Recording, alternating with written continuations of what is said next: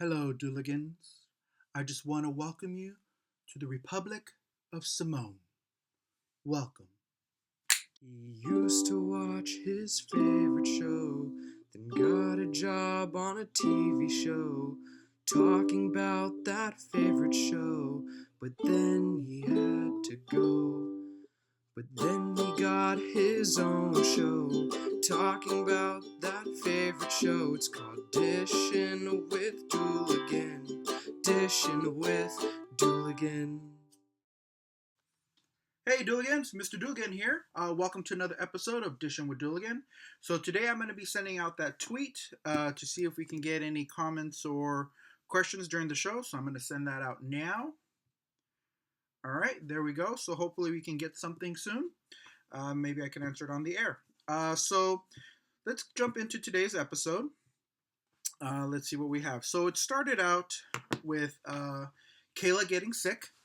So she is coming down with this virus that everybody else in Salem has, and while she's feeling these symptoms, Steve calls her, and she wants an update on Joey, and she basically tells Steve that to not focus on her because she didn't tell Steve what was wrong with her. She just said she was just exhausted, and she wants him to focus on finding Joey. So will Kayla tell Patch what's going on? We don't know. So we cut to Joey and Jade, and they've already run away. They've come to LA. Now they arrived at this place, which we find out is a hostel that is owned by Jade's aunt, Simone. So what I'm going to do right now is I'm just going to get this whole storyline out of the way because I was tweeting about this today, and I was having some discussions on Twitter, and we were going back and forth on our ideas on this. So they arrived at this hostel owned by Jade's aunt Simone, which is in the middle of the desert for one. Then Jade talks to Simone and tells her why she's running away. Now, if you remember, maybe about a week, 2 weeks ago when they were talking about it, Jade told Joey that she was going to be shipped off to Florida to work on a farm with her uncle. Now she's claiming that she was going to work at a dry cleaning place with her uncle. So I don't know if that was a slip up on her part as far as her character or a slip up with the writers. I'm going to say the writers because they've been effing up a lot. But if it was a slip up on her character, then that proves that she was lying all the time.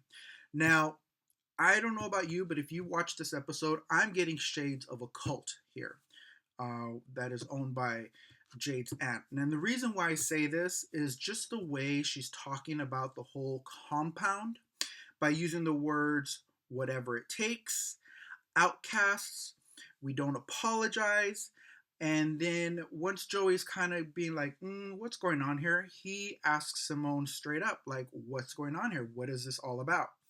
And she turns to Jade and says, you can explain exactly what's going on. So Jade kind of talks to Joey about what this whole compound or group of people is. And basically they're a group of people who are basically self-preservation. They do everything within this compound. They grow their own food. They said if they have to steal things, they will steal it to better the group. And basically, she kind of referred it to as the Republic of Simone. So I don't know if that's going to be the name of that cult, but the fact that she refers it to the Republic of Simone kind of gives you shades that it's some kind of cult. So that would be something interesting to see Joey getting all mixed up in this cult and, wearing probably some wacky uniforms and doing some wacky salutes, and we'll see how that plays out. Because I knew something was up with Jade, so maybe this was intentional. Maybe Jade intentionally brought Joey here so he can be in this cult to take him away from his parents. Maybe she's a recruiter who was sent to Salem. So we will see how that plays out. So after all that, we cut to Summer and Maggie, and Summer has already moved into Maggie's and Victor's apartment. And right there, basically, Maggie's thanking her for everything that she's doing, and Summer is, there to start with her physical therapy. And next scene, we go to Chad. He's actually visiting Abby at the institution, and Thomas is there. So they're talking about about the situation that she's in, and that how he's there to support her, and that he's going to come and visit her along with Jennifer. And when he brings up Jennifer's name, Abby kind of gets uh, it sets her off because she doesn't want her mother to come and visit her. Reason being is because Jennifer had to go through that with her own mother visiting Laura in these institutions. So Abby doesn't want her to kind of like relive that and see her daughter in an institution also. So we so that's therefore she doesn't want any visitors coming to her to visit her. And that does count Thomas and Chad. So they get into a little tiff about that. So then we move on to Nicole and Damos. So Nicole has arrived at the Demira mansion. I'm sorry, at the Kiriakis mansion, and she's turning in this paperwork about the contracts that needed to be signed in order for Damos to hand over the company and pay her out all the money that he's promised her. And so they kind of start talking about the contracts, and then she notices a piano in the main room, and he just tells a little story how he used to play in jail. And so Nicole's kind of like, impressed me, and so she asks him to play a song, and he starts playing the song Claire de Luna, or Claire de Lune, I don't know how to pronounce it. And while he's playing this song, it kind of it triggers him for a memory back when he used to play that song for what's her name, his girlfriend. I forgot. Oh my god, I can't believe I forgot her name. I'm sure you guys will tell me about it down in the comments. But yes, so they talk about, so it triggers those memories. So obviously Nicole is having some kind of effect on him. So next we cut to Finn, and he's talking with one of the techs there at the hospital, and he finds out that the samples in the IV bags from Paul do match up with whatever Ari has in her system. So now it's been confirmed that this is the same virus that Paul has had, that he's actually spreading it around Salem. Then we cut to Chad and Abby again, and he's convincing her that he's very confident that she's going to get better, but she actually is not convinced at all. She's just fighting him on this. She's like, maybe this is how I'm going to be. I'm not going to change. I am not getting better. I don't feel like I'm getting better here. It's kind of getting worse. She doesn't tell him about the hallucinations about Ben, but she is just kind of hinting that she's not getting better. Next, we move to Steve. He's actually at the Brady pub, and he's talking to Jade's dad, which his name is Hal Michaels. Now, he's talking to her. He's trying to get information of finding out where Jade and Joey have run off to, but the father really doesn't give an F about what's going on with Jade. He's basically just letting Steve know that, she's done this before. They really don't worry about it. If she comes back, she comes back. If not, oh well. It's like a vacation for them while Jade's gone. So I don't know if this fault is on with the parents, meaning, they just don't pay attention to her, or if the fault's with Jade, where she's just a bad seed. Maybe she has her aunt's influence on her, because her aunt kind of did mention that her brothers were a certain way and she was another way. So there's that. And then we cut to back to Chad and Jennifer, or Chad, and he's back there, and Abby gets taken away because this is too much for her. She tries to console Thomas. Thomas is not having it. So she kind of leaves the situation. And as soon as she leaves, Jennifer walks in. And Chad was like, "Why are you late?" And she kind of hints at how JJ is in the hospital with this virus. I don't know if Chad's aware of all this that's going on, but now he does. And Chad is basically like, "Oh, JJ will be fine," but obviously he doesn't know the intensity of this virus, and neither does Jennifer, I might add. So they kind of touch on that subject, and so they start discussing about Abby's situation. And then we cut to back to Kayla and Finn, and Finn kind of confirms. So Kayla's already in bed, and Finn kind of confirms to her that this virus that's going around is airborne. So there's really not much they can do but just quarantine every single patient, especially Paul. And I guess since it's airborne, that's why John caught it right away. And so that's going to be a kind of a, a little wrinkle in what's going to be going on, see how they're going to control that airborne virus. Um, then we go cut back to Chad, Jen, and they're talking to the doctor, Dr. Robinson, which is Abby's doctor. And they want to know exactly what they can do to make this situation better for her. And so they're like, we can support her and do this and do that. But basically, the doctor said that the reason why she's not getting better is because she's constantly reminded and she's ashamed about her situation, especially with her family.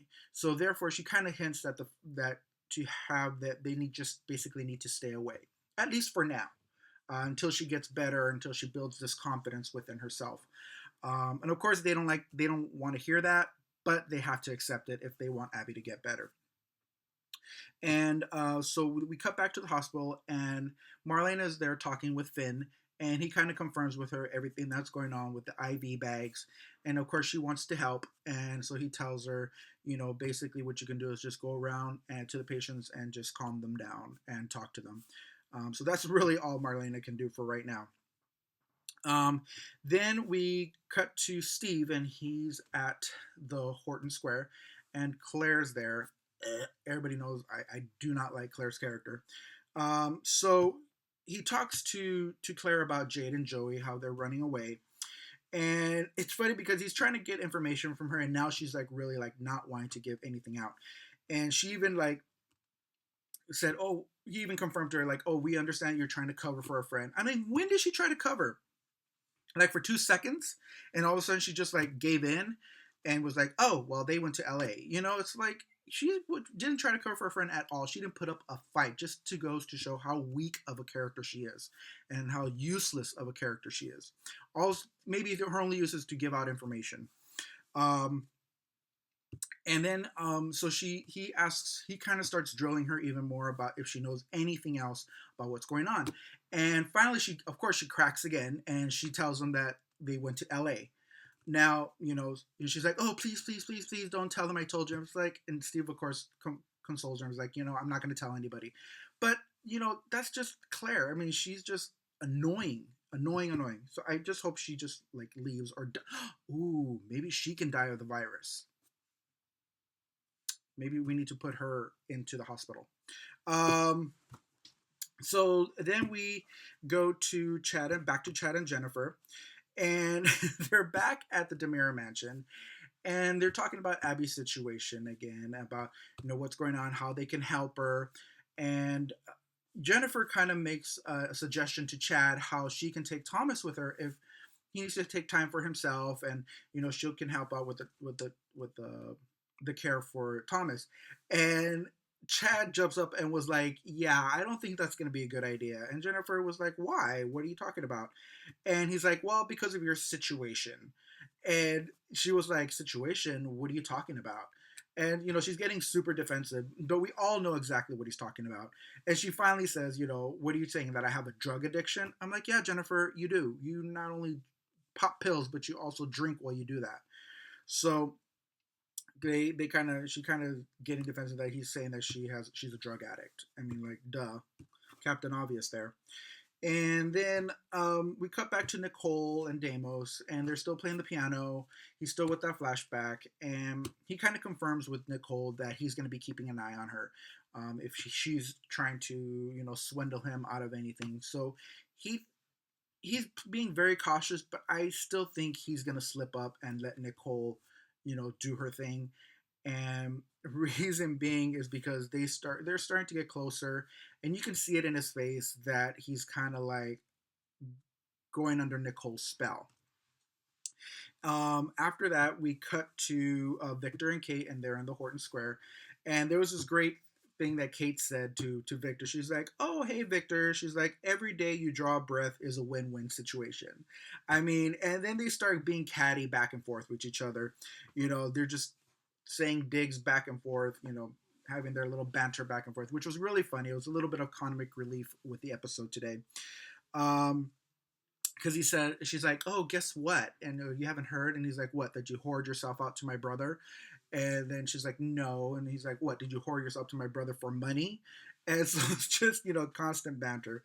But he basically just tells her, yeah, you're up on top right now, but it's not going to be for long. If history repeats itself, she's up on top owning these companies, and all of a sudden, boom, she's knocked off. I mean, hello, it happened with Stefano. And then we cut to the end. We're going towards the end of the episode, and we go to Steve and Kayla, and Steve is calling Kayla and giving her an update about what information that he's found on Jade and Joey, and he tells her that they probably, that he found information that they moved to LA, and she's still being very cautious on the phone, and she doesn't want to let Steve know about what her situation is, but Steve actually senses something. He can hear it in her voice. But she still like plays the cover, and she's like, no, I'm just exhausted, it's just been a long day, da da da. And he's kind of like, well, you better not be keeping anything from me. And she's like, no, she's like, just keep your focus on Joey and try to find him. And then we cut to back to Nicole and Deimos, and they're about to kiss. So this proves that Deimos is playing Nicole, or Nicole is doing a really good job of playing Deimos. So they're about to kiss, and in walks in Kate and interrupts this kiss. And she's like, oh, did I interrupt something? And of course, Deimos is like, no. She just came here to drop off some contracts. So they're already signed. We need to sign them. And that's that. And of course, Kate's like giving side eye, like, I don't know if you're telling me the truth. And so we cut to the end of the episode, and we're cutting back to Abby. And Abby's back in the little meeting area, and she finds Thomas's little stuffed bunny. And she is holding it, and obviously she's thinking all these emotions are going through her. And I guess she grabs the stuffed animal, and she walks over to the trash can and she throws it away. Now this is probably going to symbolizing that she's letting go of her family, and she doesn't want to be any part of her family right now due to her situation. So we're going to see how that goes. See if they try to come visit her, or they're going to take the doctors or not visit her. And if it does, if she's going to like reject them, and then see how, if she does progress into this institution, hopefully she gets better. Obviously, we hope that she does get better and not end up like her grandmother. So that was the end of the episode. It was a pretty quick and dry episode, cut and dry. Some good information. We got to meet Jade's father. We got to see the compound that Joey's probably going to get trapped in the Republic of, Republic of Simone. So let me know in the comments below what you think about the episode, what you think about this episode. Obviously, like I told you before, any criticism is welcomed. I didn't get any tweets today during the show or anything like that, so I don't know. We'll just keep on trying, see if that happens. Probably it's due to my inconsistency of sending those out. I do apologize for that. But I'm going to try to stay on a schedule so you guys can expect these episodes up at a certain time. And again, before I go, I just want to talk about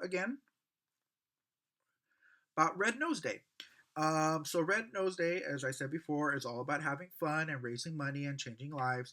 And the money raised through Red Nose Day will help transform the lives of children living in poverty in the U.S. and internationally. Now, I got this nose at Walgreens, the exclusive Red Nose retailer. If you want to find out more about Red Nose Day, you can go to rednosedayusa.com, rednosedayusa.com. Now, Red Nose Day is an event that NBC has every year. This year, it's going to land on Thursday, May 26th, 9 Pacific Standard Time, 8 Central. You can definitely check that out. And like I said before, you can just pick up a nose for $1. Take a selfie with it. Hashtag Red Nose Day, hashtag Dishin with DOOLigan, at Mr. DOOLigan, hashtag Days, hashtag Duel, hashtag, whatever you want to throw in there, just let them know that we're supporting them in this cause. So, you guys, thank you so much for watching my episodes. I really do appreciate the continued support with this, and I do welcome all feedback you have, whether it's here on YouTube or through my Twitter. I definitely try to answer everything that you sent to me.